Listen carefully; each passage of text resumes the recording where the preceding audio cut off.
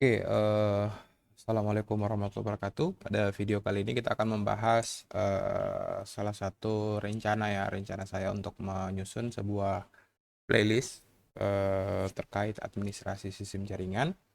Nah, untuk kandungan materinya mungkin sudah pernah ada ya.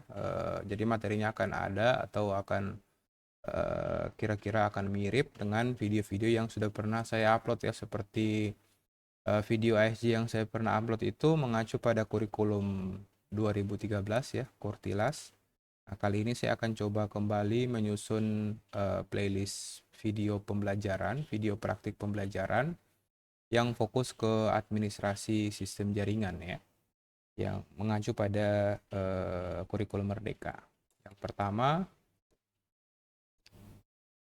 eh, capaian pembelajaran berdasarkan elemen ya. Jadi mata pelajaran di kelas atau di TKJ itu saat ini sudah menggunakan konsep elemen ya.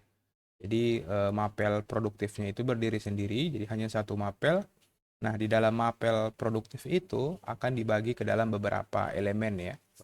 Elemen itu ada administrasi sistem jaringan, ada administrasi keamanan jaringan, ada administrasi infrastruktur jaringan. Jadi di situ guru-guru bisa berbagi untuk bisa menyampaikan materinya, dan harapannya materi yang disampaikan itu bisa saling terkoneksi ya antara satu materi dengan materi yang lain.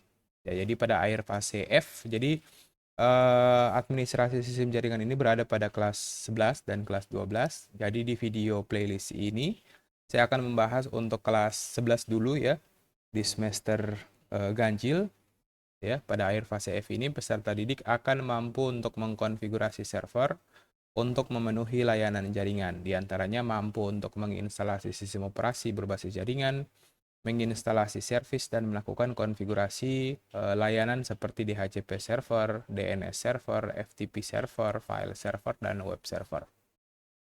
Oke, selanjutnya di sini saya bagi ke dalam 3 topik ya, ke dalam 9 topik ASJ, dan di mana pada pembahasan pada videonya nanti akan saya bagi dua, mana video yang akan digunakan di semester eh, ganjil dan yang mana video yang akan digunakan pada semester genap. Jadi di sini deskripsi lengkap dari capaian pembelajaran yang sebelumnya sudah di-upload. Jadi yang pertama itu peserta mampu menginstalasi sistem operasi jaringan. Yang kedua, dapat menjelaskan konsep sistem operasi jaringan. Yang ketiga, menginstalasi servis sistem operasi jaringan. Yang keempat, mengkonfigurasi, menguji konfigurasi remote server, DHCP server, DNS server, FTP server, dan file server, dan web server. Oke, lanjut. Materi ajar yang akan, jadi saya di sini sudah memilah ya. Jadi saya berdasarkan pada alur tujuan pembelajaran ini, saya sudah memilah materi-materi yang akan saya sampaikan atau akan saya jelaskan pada semester ganjil ya. Jadi di kelas 11 itu di awal pembelajaran saya pasti akan menjelaskan terkait membuatkan video terkait instalasi sistem operasi jaringan. Yang kedua, remote server ya. Jadi instalasi dan konfigurasi remote server. Yang ketiga adalah web server, dan yang keempat adalah DHCP server. Jadi empat komponen ini ya, 4 sub materi ini. Sedangkan di semester genap kita akan melanjutkan materi ke DNS server, FTP server, dan ke file server. Jadi kira-kira pembagiannya seperti itu. Selanjutnya untuk materi yang pertama, untuk menginstalasi jaringan ini saya bagi jadi 3 lagi. Jadi kita akan membantu teman-teman untuk membuatkan panduan untuk melakukan instalasi beberapa sistem operasi, seperti instalasi Debian 12.5 server ya, dan ada juga Ubuntu 24.04, dan ada yang 1.3 adalah panduan instalasi Alma Linux versi 9.4. Ini sebagai pengganti dari CentOS ya. Selanjutnya di submateri yang kedua, dalam konsep menginstalasi servis pada jaringan. Nah, di materi ini saya akan melakukan manajemen paket ya, instalasi, remove, update, dan upgrade. Di 2.2, manajemen user, group, dan permission. 2.3, pengenalan perintah dasar command line pada Linux. Jadi akan ada 3 pembahasan. Jadi di setiap topik itu akan dibagi menjadi 3 video. Jadi ini video yang pertama, ini video yang kedua, ini video yang ketiga. Namun pada prakteknya saya akan tetap menggunakan Debian server ya. Debian 12.5 server sebagai sistem operasi utama yang akan kita gunakan untuk melakukan instalasi dan manajemen paket, manajemen user group dan permission, dan pengenalan perintah dasar. Selanjutnya di sini di submateri yang ketiga, itu kita akan sama-sama melakukan instalasi layanan server, dan layanan server pertama adalah remote server.